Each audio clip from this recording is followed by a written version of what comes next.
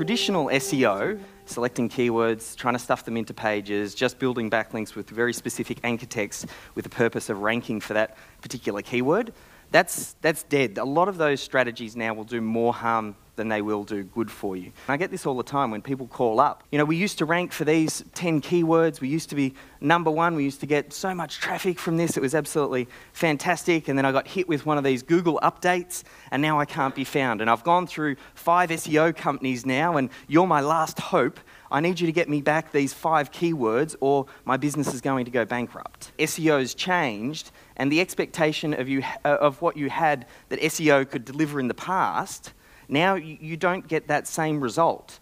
Competition has increased significantly. Google's got infinitely smarter. The loopholes that were once there to try and game the system, they're disappearing, if not all gone. And Google's updating their algorithm quicker and quicker and quicker. So even if you find a loophole, that loophole only lasts for a very short space in time, so you don't get a chance to capitalize on it. You just need to understand that SEO has changed, so accordingly we need to make sure that we change our strategy as well. How do we create this high quality content, and how do we share it around the web? And sharing is like kind of the modern day link building. Has anyone ever had that experience where you watch a few videos for someone, you never met them, but it feels like you know them? Now think about how that changes the buying dynamic.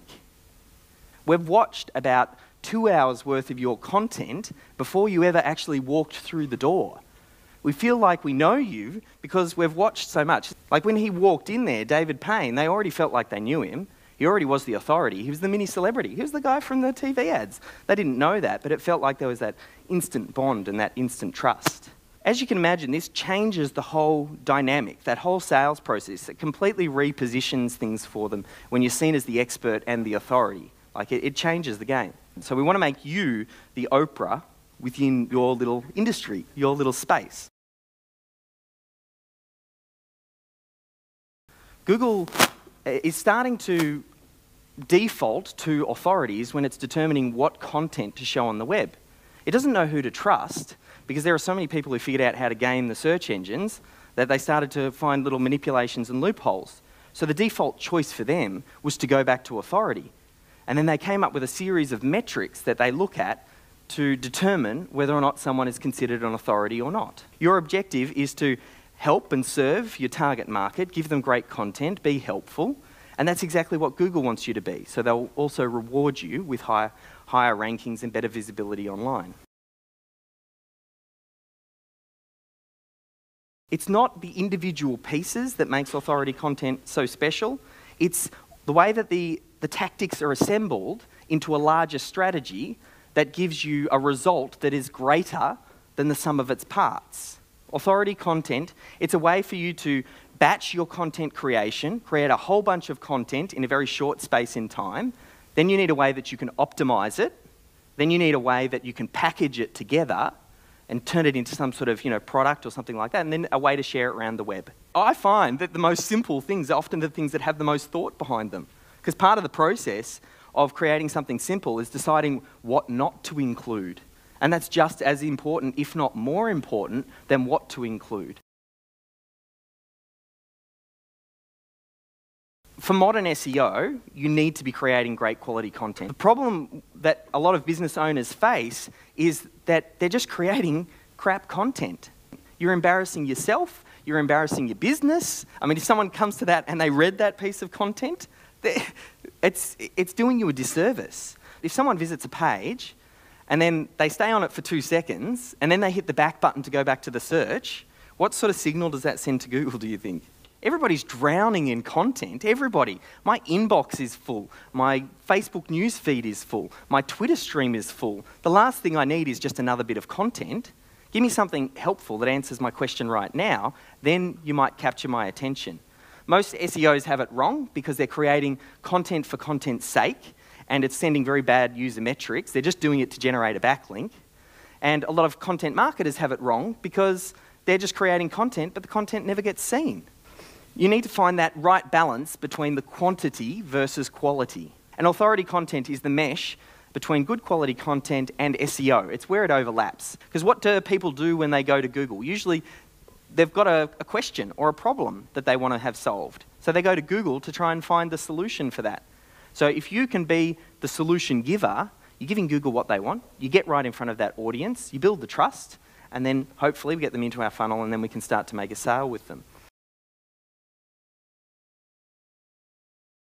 What is the best way to do this? How do you batch your content creation? Video. 3/4 of all consumer traffic in 2018 will be in the consumption of video content. It's the quickest, easiest, and cheapest way, most effective way that I know for creating mass amounts of content. We can repurpose it and reuse it, and it flows into every type of marketing that you'll hear people talk about. I came up with this idea of running little workshops, and it works incredibly well because you can chop it up into little pieces and you might get 30 or 40 bits of content from that one day's session. Just creating onesies and twosies when it comes to content creation, you're not going to get any traction from an SEO perspective. Like it's great if you're doing paid media, but if you're doing a handful, there's a little bit of a volume game. So it's the combination of that quantity versus quality. So now we kind of move into that second stage, which is the product phase. I love digital product, and the main reason is once it's created, like it takes a little bit of effort to get it up and running. You can go one of two ways. You can create the digital product, or you can potentially make it an open resource guide. Once you create a digital product, all of the money that you make for selling that digital product later is pretty much profit. What you're effectively doing is you're building digital assets. And like any assets, where the real value comes is when they grow over time and they compound on each other. That's when you start to see the very good return. Now we're kind of moving into the final stage, which is the promote stage. This is the bit you've all been waiting for from an SEO perspective. How's he building backlinks? What's the secret sauce? What anchor text is he using? Is he using blog networks? All those sorts of things. If you're building backlinks through blog networks, comment spamming, doing low-quality, junky press releases, you're not going to get any traction with that. It doesn't work the way it used to. Even if you get a little win now, all you're doing is you're setting yourself up for failure. It's going to be a ticking time bomb. You're one algorithm update away from getting your website taken out of the index. You are rewarded for the value that you bring to the marketplace. Fortunately, by going through this process, you're now sitting on a mountain of content. Just by shooting video now, we're sitting on 3 different types of media. We've got the video, we've got the audio, and we've got the transcript. So we've just multiplied our work, our output, by 3 by one activity. You take the video, you chop them up into little pieces, you optimize them going after different keywords, classic SEO rules and everything still apply. You upload them to YouTube, then you take the videos, you pair them together with the transcripts, you post it on your blog. So now you've got a new place to put it. You can also, at that point, email out your list as well. I mean, nothing attracts a crowd like a crowd. So before I even consider socially sharing it, if I send it out to my list and get someone to comment on it, engage in it, by the time I send it out on social media, people see, oh, stuff's already happening here. Now they'll be more likely to engage. No one likes to be the first person to comment. So if you can seed it and get it going, that's why I always like to start with the email first and then send it out socially. But don't just take the same bit of content exactly as is and then post it on every single social media platform that you can. Because different social media platforms have, their own unique way of doing things. After the content creation component, right back at the start there, everything else can actually be turned into a system and a process. The unique ability that you bring to the table is that content creation. And I say the further that the content creation gets from the business owner, the lower the quality, and it usually loses the message or the voice of the business. So we always try and keep the content creation as close as possible. Once that's created and that's the seed, now we can chop it up, and it's very easy to then get other offshore teams or other people to help build it out. If you're the business owner and you don't have time, you can get someone to transcribe it, take it to a ghostwriter, give them the transcription. Much easier for them to work from and still maintain that high quality content. When you start to multiply it out, this is where it starts to get a little bit fun. So on one day's worth of content, we upload 30 videos to YouTube. Then that becomes 30 blog posts. Then we can upload it to SoundCloud or iTunes or something like that. We've got another 30 different pieces of content. Then we might upload the transcripts to a PDF sharing site. Then we do some social sharing. We don't share everything, we just pick the best bits that are working really well and we share those pieces.